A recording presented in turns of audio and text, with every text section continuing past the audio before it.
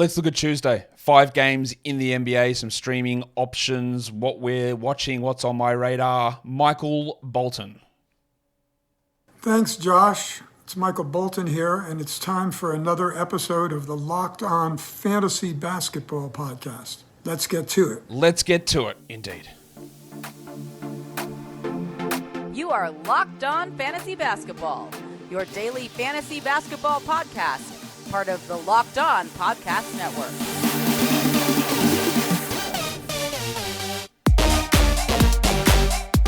Hello and welcome to the Locked On Fantasy Basketball Podcast, brought to you by Basketball Monster. My name is Josh Lloyd, and lucky I turned down the offer to host the Golden Globes. Wouldn't want that hit on my reputation. I'm also the lead fantasy analyst at basketballmonster.com, and you can find me on Twitter as always at redrock_bball, on TikTok at redrock_bball, and on Instagram at Locked On Fantasy Basketball. Today's episode is brought to you by FanDuel. Make every moment more. Right now, new customers get $150 in bonus bets with any $5 bet. That is $150 with $5. Easy. Go to fanduel.com/lockedon to get started. Thank you also for making Locked On Fantasy Basketball your first listen every day. We are free. We are available on all platforms. You a double banger? You should be. Go join the DB squad. Watch the video. Listen to the audio. In the comments below here, just tell me that you double banged. It's real simple stuff. Hit a thumbs up, ring the bell, all that sort of stuff. Love my double bangers. Let's talk about Tuesday in the NBA. If you haven't seen it, I just put out an injury update video across all of the NBA teams. So I'm not going to go through all of the injury updates for Tuesday because I literally just did it 30 minutes ago. So you can go and check those injuries up there. Unless there's anything that's been updated in the meantime, we will be running with that same sort of information. What we do need to pay attention to, though, is who has the back-to-backs Tuesday to Wednesday. Wednesday's a 10-game day, so you may have an open roster spot, but you might not. So pay attention to that and have a look at your own squad to see how that works. There are 4 teams who do have that combination back-to-back. It is the Pistons in a big one there with the presence or absence of Cade Cunningham. I'm pretty shocked if he played both of them, to be honest, and that does open up some value. Minnesota, they shouldn't be any worries in terms of injuries or rests or anything like that. The Kings, Trey Lyles is the only real question mark on that back-to-back, and the Raptors should be okay injury-wise as well, unless something actually goes down during the games on Tuesday. So there are our back-to-back options there. So let's lead us straight into the streams of the day. For a 10-team stream, I am still looking at Donte DiVincenzo, although his upside is a little bit capped with the way that Thomas Thibodeau is running those rotations. Sometimes it's Grimes, sometimes it's Hart, sometimes it's DiVincenzo. Sometimes it's Deuce McBride, apparently, so that's how we're running with that. We're going to go 10-teamer with Donte. For a 12-teamer, we are going with the Dart, Goga Bitadze. We still don't have an update yet on Wendell Carter, whether he's going to play, but I feel really confident that Goga's going to start regardless, as Wendell deals with a knee problem now. For the 14-teamer, I am going with Killian Hayes. That is working under the assumption that Cade Cunningham will miss this game. Jaden Ivey's at 50% rostered, so he doesn't fall under my categories for 12 or 14 team streaming, and I think Donte could be better than him in a 10-teamer. I would still add Ivey over Hayes, but, you know, if you want to do Hayes, do it. He's available like 93% of leagues. 16-teamer, I'm going to work under the assumption again that Derek Lively is out. So Dwight Powell, 26 minutes starting center, 9 and 8, a steal, maybe a block, 65% shooting. That's really pretty useful for a 16-team league. For a Yahoo points and an ESPN points, it was really close in my projections between Killian Hayes and Goga Bitadze. If you want a little bit of safety, it's probably Goga, although, of course, Goga's value can be influenced by Wendell's presence or absence, whereas Killian's is almost entirely dependent on Cade being out, and he may or may not be. We just don't have any update on that yet, and I don't imagine one will come. Maybe, let's actually go and have a look. Has anything come in the last hour or so? Nope, nothing else has come through. You'll be actually stunned as I'm recording this. The Hornets gave an actual proper update on Mark Williams. I know I did the update earlier on the injury show talking about Mark Williams and his back and said that there was no timetable to return. They actually said something. I cannot believe this. Mark Williams will continue to rehab his lower back injury, that doesn't tell us anything, as he works towards his return to play. Williams will be listed out for 1 additional week, and updates on his status will be provided as appropriate. That is amazing for that absolute shit show franchise. They gave us something. Wowee. All right, there you go. So it's another week for Williams, which is actually what we had him projected for out over on the injury update show earlier on today. So what is on my radar? Minnesota is taking on the Orlando Magic in the first game. I want to watch the Wizard of Naz Reed, because he's sort of hovering. He's rostered in so many 12-10 leagues, and I don't actually think that's necessary. You can, absolutely you can, but I don't think you have to. If someone goes down, more importantly, if Rudy Gobert goes down, then Reed will become an absolute must-roster guy. And if you want to hold through his top 150 run at the moment, waiting for that, or maybe thinking that could happen, or even just having it as insurance, that's okay. Because he's not giving us no value in a situation where Gobert plays. But he's not what he is doing currently in that role makes him must-roster. It's not. Let's see how they use him, because sometimes it's 19, sometimes it's 25 minutes. For the Magic, I want to watch Markelle Fultz. He didn't hit a single shot in his return. He played 16 minutes. What they've been doing is starting Jalen Suggs at point guard now, not Mr. Black. So Suggs has transitioned into a point guard, and that is with Gary Harris out as well. I wonder what they do. I would guess that when Fultz returns, they play Fultz and Suggs together, but the problem has always been, and our question has always been with that backcourt, is that Suggs and Fultz both couldn't shoot. Now, Suggs has improved his shooting a lot, but if they can actually get away with playing Suggs at point guard, do they start Harris? Do they continue to start Caleb Houston at the 2? Because he can shoot. It's an interesting development on that team, at least.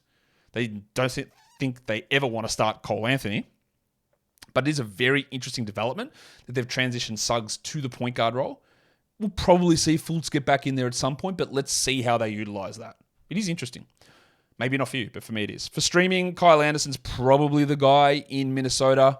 Nickeil Alexander-Walker after him, but they're healthy, so it's pretty boring. For the Magic, it is Goga, whose value rises even further if Wendell is out, and then you throw Mo Wagner into that mix as well. If Jalen Suggs is available in your league, him and Cole Anthony are two of the guys you go and grab, but these are more lower rostered players that we are looking at here. Today's episode is brought to you by BetterHelp. 2023 is over. 2024 has started. We all have calendars, but sometimes we might get a little bit messed up around the change in years and trying to figure out what we're going to do and maybe overstretch or overextend, and then it leads to a bad start to the year. With therapy, it can help you identify what your strengths are, what things you've been doing well, and help to build on it. How do you improve that? Maybe you were trying to get healthier in 2023, so you said, I'm going to start taking a daily vitamin, and you did that. And you go, that's great. So what do I do next? Do I become a bodybuilder, a triathlete? No, not necessarily, but maybe it's hey, let's integrate 1 extra serve of vegetables per day.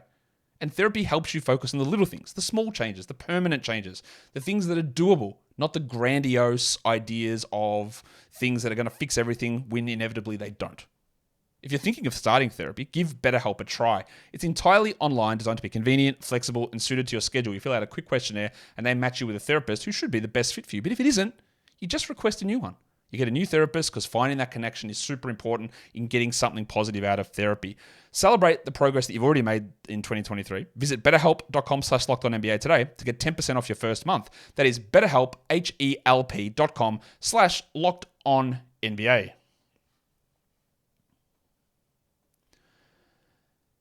Let us look at the second game. That is game 1 done. It is Sacramento and Detroit. De'Aaron Fox has stunk recently, really bad. And he's been continually grabbing at his wrist. So I want to watch that. Is he going to continue to be horrible? I saw something from Matt George, host of Locked On Kings yesterday, who said that De'Aaron Fox, well, he didn't say, he just tweeted this. I hadn't picked this up at the time. De'Aaron Fox scored the first 3 points of the game for the Kings and didn't score for the entirety of the game after that. That's crazy. So he hit the shot and then that's it, done. Might as well just packed it in. He was horrible. And Kings fans, they're not turning, but they're not entirely impressed that after these blowout losses that the guy they send out to face the media is Keon Ellis. They're not very happy with things there. And I don't know, maybe they got a little bit ahead of themselves in the value of that team after that impressive run last season. We'll see where that goes. But Fox could be dealing with something. He's just obviously subject to the vagaries of form fluctuation, and it's a real downer at the moment. Let's watch the wrist and let's see how he bounces back from a stinker in the last one. For the Pistons, it is Jaden Ivey that I do want to watch. How much do they put the ball in his hands with Cade out? Because they've been limiting him at times so that Alec Burks can play. But without Cade out there, they probably do need that. Or does Monty truly believe that he is just a shooting guard? Which all of the good stuff we saw from Ivey last season was when he played as a point guard. So we'll see. We'll see how they decide to use him. Will they just keep playing him off ball, or will they increase his percentage of on-ball opportunities?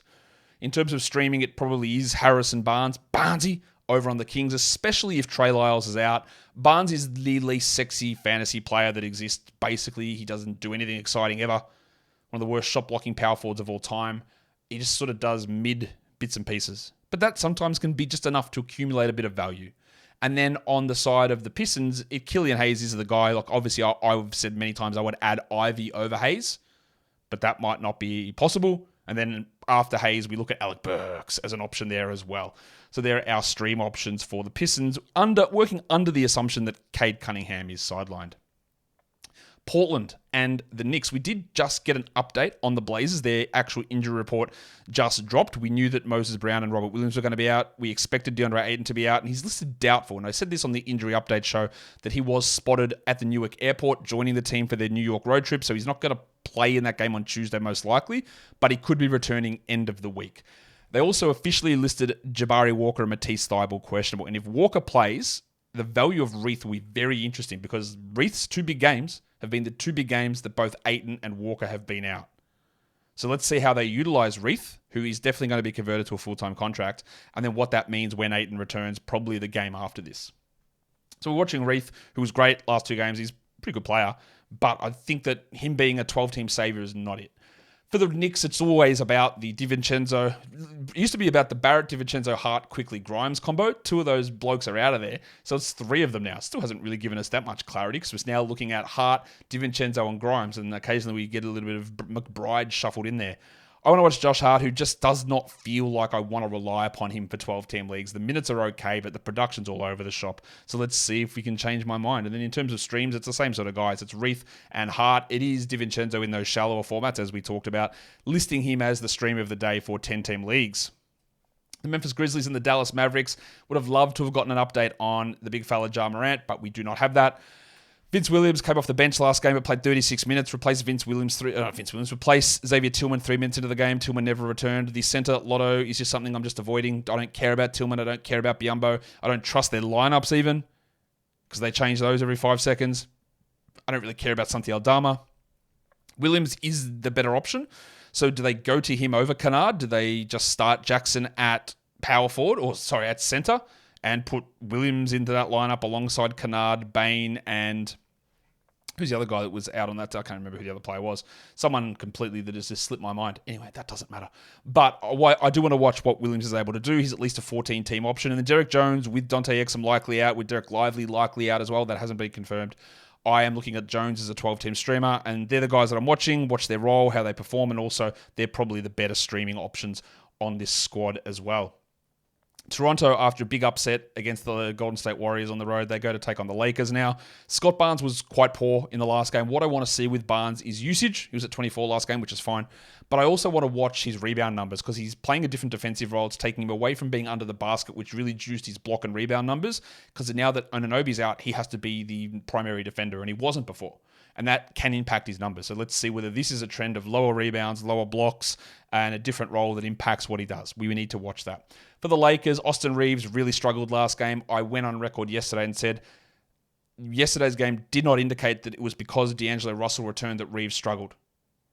But it could be the case. They both played over 30 minutes. Reeves had a Tony Snell in his first 7 minutes of the game, and Russell wasn't on the court for any of that. So it could have just been a coincidental thing, but if we see Reeves lose minutes to Russell, or we see a real downtick in his production when he plays alongside Russell, then we start to get a bit more concerned with it. Although I do believe that in 3 weeks, D'Angelo Russell will be playing in a different uniform.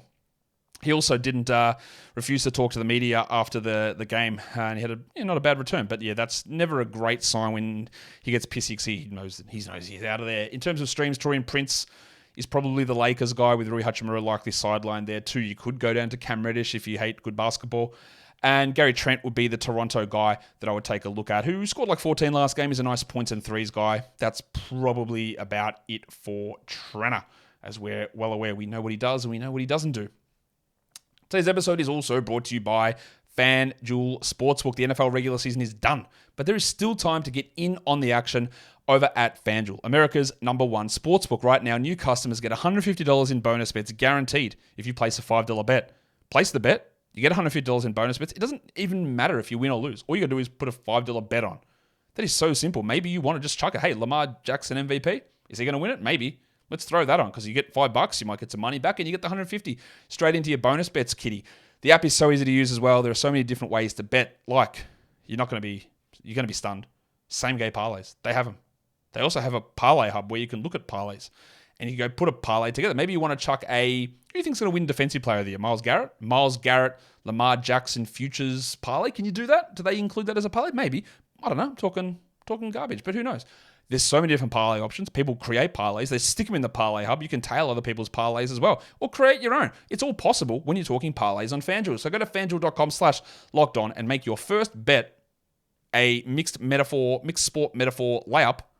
FanDuel is an official partner of the NFL, and don't forget to gamble responsibly. Let's bang out the rest of this after that Toronto Lakers look ahead. Oh, is that it? That's the 5 games done. Cool. Let's look at what we're doing 2-for-1s, Tuesday through Wednesday, if you have the ability to stream in on a Wednesday with 10 games on.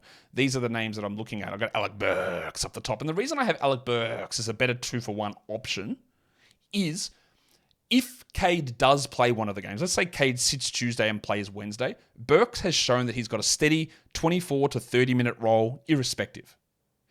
Hayes might play 31 minutes if Cade is out. He might play 12 if Cade is in. At the moment, all I have is Cade out on Tuesday, maybe playing Wednesday. Be very stunned if he played both on a back-to-back, but I just don't know because they've told us nothing yet. But if we hear that Cade is out, then Hayes will jump to the top of this list ahead of Alec Burks. And Jaden Ivey ahead of all of them.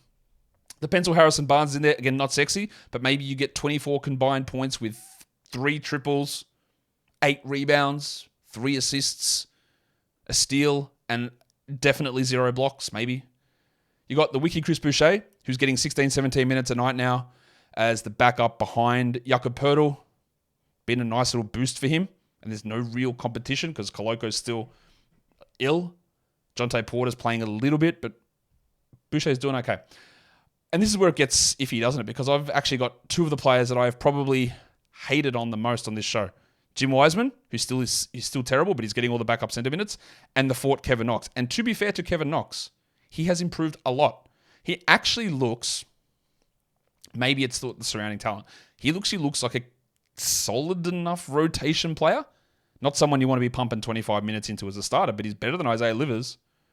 So, I don't know. He looks capable, but again, maybe that's because so many of his teammates are not. Shout out to $40 million guaranteed legend Marvin Bagley, by the way, who's getting DMP'd behind James Wiseman. What a deal that was from Las Vegas resident Troy Weaver. I'm going to start trying to incorporate this onto these daily look-ahead shows as much as possible, just so you've got an idea, because we heard this referenced with Ty Lue and Kawhi Leonard yesterday when he sat him for that. It wasn't even the final 2 minutes. He sat him for like the final minute and 45 seconds because put him back in for the final 17 seconds. He said, look, he was on a back-to-back and they've got 5 games in 8 days coming up, so we've got to be cautious of their load. Giggity. And back-to-backs are annoying. 3 games in 4 nights can be annoying. A 5 in 8 is a real thing that the NBA medical staffs start to go, we need to be cautious here. So you might see a sit, like the Celtics and Jason Tatum today. You might just see those guys start to sit down when they're in the middle of those, a limited minute situation, an occasional rest. 5 in 8 is much worse for the player than a 3 in 4 or a back-to-back. Because there's multiple back-to-backs in a 5 to 8 usually, but it's especially if there's travel involved, it's big. So I just want to flag that so we're aware. And starting Tuesday, heading into next Tuesday, maybe we'll see you next Tuesday, the Thunder and the Kings play 5 games in 8 nights. And the Thunder have not been injured at all this season. The Kings haven't really been either. But just watch the build-up of load on Fox, maybe Sabonis. And for the Thunder, I don't think there'll be any problems, but this is where management of like a Chet might happen. There might be a 24-minute night in there somewhere. I don't think there'll be anything for Shea, but it's just something to keep at the back of your head. Especially if you see someone slumping, go, well, what's going on? Why are the minutes down? What's happening? Could be it. It could be it. Let's chunk it up as well. Tuesday through Saturday, we've got 3 quality game days, Tuesday, Thursday, Saturday. And to our delight, there are plenty of teams that actually play on those 3 days. So if you are dealing with a full roster on Wednesday and Friday, you can add someone for Tuesday, play him Tuesday, play him Thursday, play him Saturday, and get that bonus in. So who are those players and who are those teams? Josh the Hitman Hart plays Tuesday, Thursday, Saturday, so the Knicks. DiVincenzo, Hart. Deeper leagues, Grimes. Deeper leagues, Precious Achua. Torian Prince of the Lakers, Tuesday, Thursday, Saturday. So Torian Prince. Deeper leagues, Cam Reddish. The Crucifix, Christian Wood. I don't think Hachimura is going to be back, but 3 games, 3 qualities in the next 5. The Mavericks and Derek Jones Jr. Tuesday, Thursday, Saturday. We're expecting that Derek Lively misses some time, so deeper leagues, Dwight Powell. We're expecting Dante Exum misses some time, so even Joshy Green is there. Like Tim Hardaway's got some value, although you know you're going to get dicked at some point with him. But they got the 3 quality games coming up. And then we get to some guys who've got more value due to what they can do, but they got 2 game schedules. So Goga Bitadze plays Tuesday and Saturday. I think Goga is just worth an ad with Wendell dealing with whatever he's dealing with.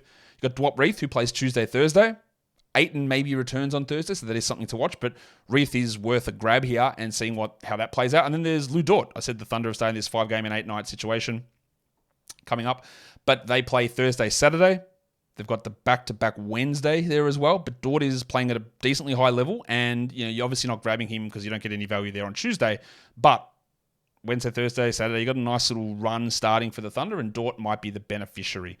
In terms of just streaming in on Tuesday for 10 teamers, we are looking at the Big Ragu, followed by Goga Bitadze, Jalen Suggs, who's been, honestly, I don't know how I'm going to do my fake awards ballot this season, but, is Scotty Barnes or Tyrese Maxey most improved player? Because Barnes went from okay starter, to very high-level player.